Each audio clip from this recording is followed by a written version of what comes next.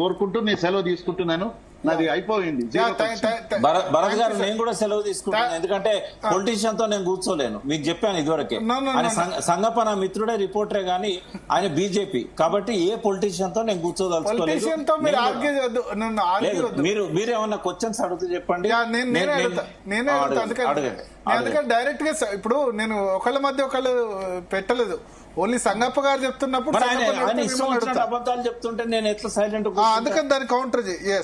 ఇప్పుడు ఒకటి నేను ఏమంటున్నా, భరత్ గారు మీరు ఏమడుగుతారో అడగండి, నేను మాట్లాడి వెళ్ళిపోతా. సంగప్ప గారితో నేను మాట్లాడలేను.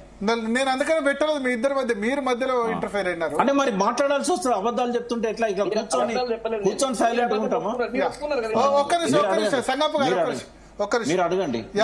ప్రకాష్ గారు ఇప్పుడు చెప్పండి. ఇప్పుడు మీరు ఇప్పుడు ఆయన 2 ప్రపోజల్ శ్యామ్ ప్రసాద్ రెడ్డి గారు పెట్టారు రిటైర్డ్ ఇంజనీర్ల తరపున. ఒకటేమో ఆ ప్రాజెక్టును కేంద్ర ప్రభుత్వమే టేకప్ చేసి పోలవరం నాగార్జున సాగర్ ద్వారా ఇస్తే ఓకే, లేదా ఆ 200 టీఎంసీని మన కృష్ణా బేసిన్ లో ఇస్తే గనక, తెలంగాణ కృష్ణా బేసిన్ లో ఇస్తే గనక ఓకే. ఈ 2 ప్రపోజల్స్ ఏదైనా ఓకే అన్నారు. ఇది కరెక్టేనా? ఈ ప్రపోజల్స్ మీకు ఓకేనా? ఇప్పుడు కేసీఆర్ పెట్టింది అదే ప్రపోజల్ భరత్ గారు. ఏదైతే ఉన్నదో పోలవరం నుంచి ప్రకాశం బ్యారేజ్ తీసుకొచ్చి అక్కడి నుంచి కనుక మనం 4-5 లిఫ్ట్లతోని శ్రీశైలం తీసుకుపోవచ్చు నాగార్జున సాగర్ ద్వారా. ఇంకోటి ఏంటంటే ఇక్కడ నాగార్జున సాగర్ నుంచి తెలంగాణకు ఒక్కదానికి 25% లాభం అయితే ఆంధ్రకు 75% లాభం అయితే ఎట్లా అంటే, చాలా మందికి ఉన్న అపోయింది ఎడమ కాలువ తెలంగాణది, కుడి కాలువ ఆంధ్రదని. కానీ ఎడమ కాలువ కింద 5 లక్షల ఎకరాలు తెలంగాణకు ఉంటే 3.5 లక్షల ఎకరాలు ఆంధ్రకు ఉన్నది. కృష్ణా జిల్లాకు ఓ కాలువ పోతుంది, వెస్ట్ గోదావరికి ఓ కాలువ పోతుంది. ఆ 3.5 లక్షల టేలెండ్ ప్రాంతానికి నీళ్లు పోతలేవు అని చెప్పి ప్రకాశం బ్యారేజ్ కాడ నుంచి ఇప్పుడు 2 పంపులు పెట్టి మళ్ళీ అటు 36,000 ఎకరాలకేమో దేవినేని వెంకటరమణ ఛానల్ ద్వారా ఇప్పుడు సపరేట్ ఒక పంపింగ్ సిస్టమ్ పెట్టారు ఇప్పుడు ఎవరు, చంద్రబాబు నాయుడు గారు. మరొక పక్కన ఏం చేస్తున్నాడు, పోలవరం రైట్ కెనాల్ నుంచి మధ్యలో, అంటే అది ప్రకాశం బ్యారేజ్ కి రాకముందే మధ్యలోనే దాన్ని 80వ కిలోమీటర్ దగ్గర ఈ కుడి కాలువ కలుపుతున్నారు. ఏది మన నాగార్జున సాగర్ కుడి కాలువకు. అంటే తెలంగాణ భూభాగంలోకి రావద్దు నీళ్లు. ఇప్పుడు ఇంత తక్కువ ఖర్చుతోని ప్రకాశం బ్యారేజ్ అండ్ శ్రీశైలం నాగార్జున సాగర్ ద్వారా పోతే ఇటు రైట్ కెనాల్ కు నెల్లూరు దాకా తీసుకుపోవచ్చు వాళ్ళు. అప్పుడు బచావ్ ట్రిబ్యునల్ ముందట మాకు నెల్లూరు దాకా కావాలి కాలువ అంటే అప్పుడు ఏమన్నారంటే, మీకు అన్ని నీళ్ళు లేవు, 132 ఇస్తాం మేము, కాబట్టి మీరు అన్ని నీళ్ళు లేవు కాబట్టి మీరు నెల్లూరు దాకొద్దు, ప్రకాశం జిల్లా వరకే దీన్ని పరిమితం చేస్తున్నామని చెప్పారు. ఇవాళ రైట్ కెనాల్ కింద 12.5 లక్షల ఎకరాలు ఉంది, లెఫ్ట్ కెనాల్ కింద 3.5 లక్షల ఎకరాలు ఉంది ఆంధ్ర ప్రాంతం. ఈ 2 దిక్కుల కూడా నీళ్లు అందడం లేదు. ఆయన మధ్యలో 80 కిలోమీటర్లు అప్పుడు ఎందుకు కలుపుకోవాలండి? అదేదో ప్రకాశం బ్యారేజ్ నుంచి ఇప్పుడు 25,000 కోట్లతో అయ్యేదాన్ని 1,00,000 కోట్లకు తీసుకుపోయాడు. 1,00,000 కోట్లు ఎట్లయితున్నాయో చెప్తా నేను. ఇప్పుడు 81,000 కోట్లు ఎందుకు అవుతున్నాయంటే 150 టీఎంసీల రిజర్వాయర్ కడుతున్నాడు. ఇక్కడ ఆల్రెడీ 500 టీఎంసీల కంటే ఎక్కువ ఉన్న రిజర్వాయర్లు ఉన్నాయి శ్రీశైలం, నాగార్జున సాగర్. భారతదేశంలోనే అతిపెద్ద రిజర్వాయర్స్ అవి. అక్కడ ఇన్ని నీళ్లు స్టోర్ చేసుకునే అవకాశం ఉంటే బొల్లేపల్లి రిజర్వాయర్. అయితే దానికి ఎన్ని లిఫ్ట్లు కావాలో తెలుసా మీకు? 11 లిఫ్ట్లు కావాలి. బొల్లేపల్లి వరకు ప్రకాశం బ్యారేజ్ నుంచి 7 లిఫ్ట్లు కావాలి.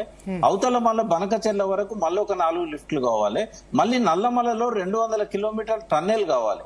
ఇప్పుడు ఈ టన్నెల్ ఎట్లుందో మనం SLBC లో చూసాం కదా, ఇది నల్లమల టన్నెల్. ఇది కూడా నల్లమల. చంద్రబాబుకు తెలిసి మరి ఇవన్నీ ఎందుకు కాంప్లికేషన్ పెట్టుకుంటారు ఆయన?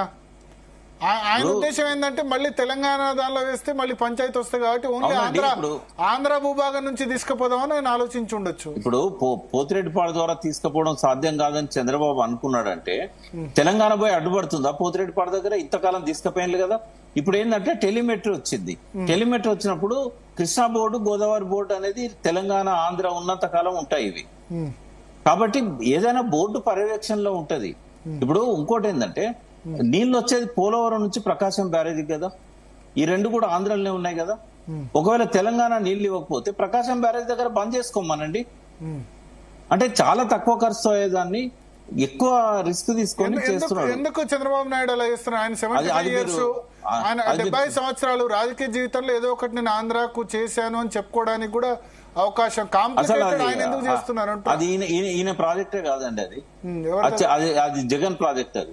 అది జగన్ ప్రపోజ్ చేసిన ప్రాజెక్టు. రెండవది ఏంటంటే ఇప్పుడు ఆ గవర్నమెంట్ లోనేమో ఒక ముఖ్యమంత్రి ప్రపోజ్ చేసింది, ఆయన మీద ఎంత కోపం ఉన్నా కూడా ఇంకో ముఖ్యమంత్రి దాన్ని పాటిస్తాడు. మన దగ్గర ఎంత మంచి ప్రపోజల్ పెట్టినా కూడా పోయిన ముఖ్యమంత్రి పెట్టిండు కాబట్టి ఎద్దేవా చేస్తారు.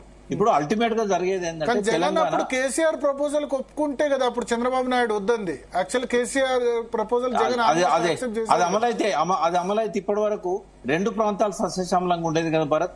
అడ్డుకున్నది చంద్రబాబు కదా. అమ్ముడు వేయండు, ప్రగతి భవన్ కు అమ్ముడు వేయండు, కేసీఆర్ దగ్గర తాకట్టు పెట్టిండని పిచ్చి పిచ్చి మాటలు మాట్లాడి జగన్ వెనకపోయేటట్టు చేసిండు కదా.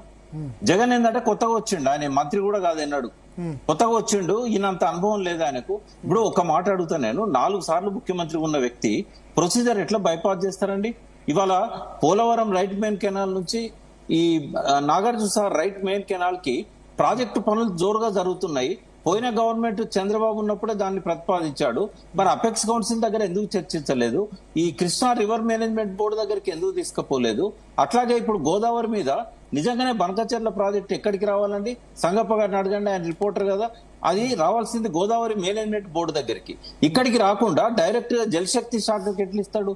సిడబ్ల్యూసీకి ఎట్లా సమర్థిస్తాడు? ఇప్పుడు బీజేపీ ఏం చేయాలంటే దాన్ని రిజెక్ట్ చేయాలి, స్ట్రైట్ అవే రిజెక్ట్ చేయాలి దాన్ని. ఎందుకంటే నువ్వు బైపాస్ చేసినావు, ప్రొసీజర్ ప్రకారం రమ్మని చెప్పాలి. గోదావరి మేనేజ్మెంట్ బోర్డు దగ్గరనే ఇవన్నీ డిస్కషన్ కి వస్తాయి. ఎందుకు అనవసరంగా సెంటర్ తలనొప్పి పెట్టాలి? మరి ఆయన 4 సార్లు ముఖ్యమంత్రి ఉన్నాడు, ఒకసారి ప్రతిపక్ష నాయకుడుగా 2 సార్లు 3 సార్లు ఉన్నాడు. మరి ఎందుకు ప్రొసీజర్ బైపాస్ చేశాడు ఆయన? ఓకే, సంగప్ప గారు. యా, ఇప్పుడు ప్రకాష్ గారు అడిగారు కదా. నేనేమన్నా ఇంతకుముందు కూడా చెప్పిన, నేను వాళ్ళ ప్రీ ఫీజిబిలిటీ రిపోర్ట్ ని ఇంకా సెంట్రల్ గవర్నమెంట్ స్టడీ చేయలేదు. మొదటి. రెండోది, సెంట్రల్ గవర్నమెంట్ డైరెక్ట్ గా ఏ డిసిజన్ తీసుకోదు. మీరు అన్నట్టు గోదావరి బోర్డు ద్వారా, మళ్ళీ సిడబ్ల్యూసీ ద్వారా, మళ్ళీ ఆ తర్వాతనే డిసిజన్ తీసుకుంటుంది. సెంట్రల్ గవర్నమెంట్ ఎక్కడ కూడా సడన్ గా డిసిజన్ తీసుకొని వాళ్ళకి ఫేవర్ చేసింది లేదు. ఇప్పటికిప్పుడు మీరు బనకచెర్ల కట్టుకోండి అని చెప్పి కట్టుకోవడానికి ఫుల్ పర్మిషన్ ఇచ్చింది లేదు. ఇది కాకపోతే ఏంటంటే ఇప్పుడు మన తెలంగాణ రాష్ట్రంలో ఉన్నటువంటి రాజకీయాల్లో ఒక హీట్ క్రియేట్ చేయడం కోసం, నేను ముందా నువ్వు ముందా చేయడం కోసం కాంగ్రెస్ బీఆర్ఎస్ వాళ్ళు చేస్తున్నారు. ఇది నేనేమంటున్నా అంటే ఆ విషయంలో 100% తెలంగాణ రాష్ట్రానికి నష్టం జరుగుతుందంటే తెలంగాణ బీజేపీ కొట్లాడుతుంది. ఆ విషయంలో సార్ మేము రాయలసీమ లిఫ్ట్ ఇరిగేషన్ మీద కొట్లాడిందే బీజేపీ సార్. సరే, ఇప్పుడు ఇక్కడ బీజేపీ కొట్లాడింది, అక్కడ బీజేపీ సపోర్ట్ చేసింది, అది వేరే. ఎక్కడ చేసిందండి? ఆంధ్రప్రదేశ్ బీజేపీ సపోర్ట్ చేసింది. రాయలసీమ లిఫ్ట్ ఇరిగేషన్ విషయంలో విష్ణువర్ధన్ రెడ్డి వాళ్ళ స్టేట్మెంట్ చూడండి మీరు. విష్ణువర్ధన్ రెడ్డి స్టేట్మెంట్ చూడండి. అంటే మీరు జాతీయ రాజకీయ పార్టీ కాబట్టి తప్పదు. ఆ రాష్ట్రాల్లో వాళ్ళు చేసినది కాదని, నేను ఆ రాష్ట్రాల్లో ఉన్న ప్రయోజనం వాళ్ళకు ఉండొచ్చు, నేను కాదని. అప్పటికి నేనేమంటా అంటే ఆ ఇష్యూని రేజ్ చేసి జలశక్తి శాఖ ద్వారా విష్ణు పాయింట్స్ ని, లేక విష్ణు యొక్క కామెంట్స్ సెంట్రల్ గవర్నమెంట్ పరిగణన తీసుకోలే.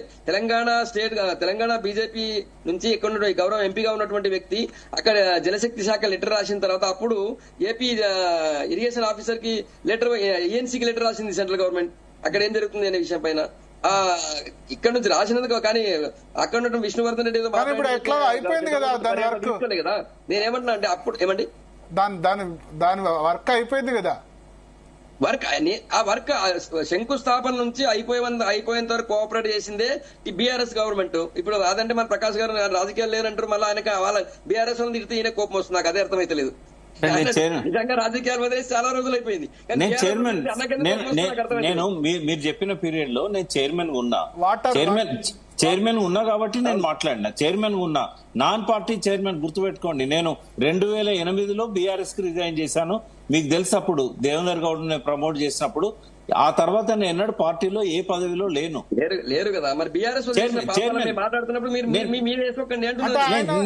చేసిన పాపాలను మేము ఖచ్చితంగా ఎత్తి చూపుతాము. నీ ఇష్టం వచ్చినట్టు మాట్లాడు. లేదు, నేను మాట్లాడింది ఓన్లీ చైర్మన్ గా జలవనరుల అభివృద్ధి సంస్థకు ఉన్నా కాబట్టి ఫ్యాక్ట్స్ కాంట్రడిక్ట్ చేశాను అంతే.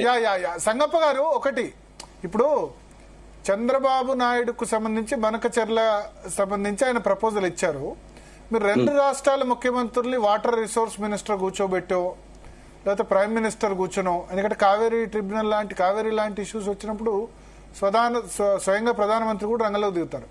కూర్చోబెట్టి సెటిల్ చేస్తే, ఎందుకంటే ఒకటి గోదావరిలో అయితే ప్లెంటీ ఆఫ్ వాటర్ చాలా ఎక్కువ ఉన్నాయి కదా. అయితే ఇక్కడ మెయిన్ ఏంటంటే తెలంగాణ రాష్ట్రం అడుగుతుంది ఏంటంటే, మాకు మీరు 200 టీఎంసీలు తీసుకుంటున్నారు కదా, తీసుకుంటున్నప్పుడు కృష్ణా బేసిన్లో 200 టీఎంసీలు ఇవ్వండి. అది ఎట్లాగో పెన్నా బేసిన్ కు డైవర్ట్ చేసి చేస్తారు కాబట్టి అది ఎట్లాగో కృష్ణా బేసిన్ పెన్నా బేసిన్ పోతుంది కాబట్టి ఆ వాటర్ ఇక్కడ ఇవ్వండి అని అడుగుతున్నారు. గ్యారంటీ ఇవ్వండి, ఇస్తే గనక ఓకే అని ఇప్పుడు శ్యామ్ ప్రసాద్ రెడ్డి గారి ప్రపోజల్ అయినా లేకపోతే బీఆర్ఎస్ కూడా ఓకేనా? బీఆర్ఎస్ కూడా ఓకే అంటుందా ప్రకాష్ గారు? ప్రకాశ్ అన్నకి ఏం తెలుసు?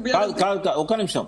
బీఆర్ఎస్ గాని బీజేపీ గాని తెలంగాణ ప్రయోజనాలను కాపాడాలనుకుంటే నిన్న హరీష్ రావు గారు ఇచ్చిన పవర్ పాయింట్ ప్రజెంటేషన్ లో గానీ ట్వీట్ చేసిన దానిలో గానీ 200 టీఎంసీలు ఆయన డిమాండ్ చేశాడు.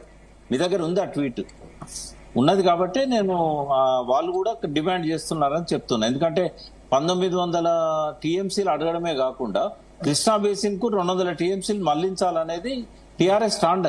అది నిన్న వాళ్ళు బయట పెట్టుకున్నారు, మనకెట తెలుస్తుంది. అక్కడ కూడా మాట్లాడాడు కదా రవిచంద్ర, అది ఓపెన్ గానే పబ్లిక్ లో వచ్చింది కదా. రవిచంద్ర మాట్లాడినప్పుడు లైవ్ టెలికాస్ట్ అయింది, రవిచంద్ర గారు చెప్పారు వాళ్ళ ప్రతినిధి. కాబట్టి అది ఇప్పుడు శ్యామ్ ప్రసాద్ రెడ్డి చెప్పిన దాన్ని బీఆర్ఎస్ స్టాండ్ గా మనం తీసుకోవాల్సి ఉంటుంది.